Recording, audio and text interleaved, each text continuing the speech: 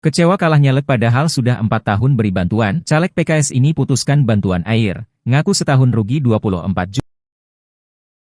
Pak Sumedi calon anggota legislatif, caleg Partai Keadilan Sejahtera, PKS, DPRD Kota Cilegon, tengah viral di media sosial lantaran memutus aliran air ke rumah warga dari sumur bor miliknya. Hal itu dilakukannya lantaran merasa kecewa dengan warga setempat. Pasalnya, Pak Sumedi meminta warga untuk memberikan dukungan kepadanya pada pemilu 2024. Selama 4 tahun lamanya, Sumedi dikabarkan sudah membuka penyaluran air itu hingga rela mengeluarkan dana pribadi sebesar 24 juta rupiah setiap tahun. Namun, penyetopan air bersih itu dilakukan oleh Sumedi 4 hari setelah pelaksanaan pemilu 2024. Belakangan diketahui, hal ini lantaran banyak warga yang tidak memilih Sumedi sehingga menyebabkan dirinya gagal terpilih. Pak Sumedi tak mendapat banyak suara di Cisuru RT Maret 06 Kelurahan Suralaya, Kecamatan Pulau Merah, Kota Cilegon. Padahal bantuan air bersih dari sumur bor miliknya sudah disalurkan sejak 4 tahun silam. Kini dampaknya warga pun kesulitan mencari air bersih. Mereka terpaksa mengambil air di sumur resapan yang jaraknya sejauh hampir 1 km. Sumedi Madasik mengakui dirinya telah menyetop akses air bersih dari sumurnya ke rumah warga Cisuru. Namun, ia membantah bahwa penyetopan itu ia lakukan secara sepihak setelah gagal lolos caleg PRD Cilegon dalam pemilu 2024. Menurutnya, penyetopan itu dilakukan sementara atas kesepakatan bersama untuk mencari solusi agar bisa menutup beban biaya listrik yang selama ini sudah ditanggungnya. Sumedi sudah tidak mampu lagi membayar biaya. Kendati begitu, ia menawarkan biaya pengambilan air dari salurannya dinaikkan dari sebelumnya Rp10.000 per kubik. Dia menyebut warga memang membayar Rp10.000 per kubik. Namun, Sumedi hanya menerima Rp5.000. Sementara, sisa uang itu dikelola warga setempat untuk perawatan mesin dan beban listrik. Kendati begitu, Sumedi berharap biaya iuran air bisa dinaikkan dengan alasan untuk menutupi biaya kebutuhan listrik pompa air tersebut. Dari jumlah 140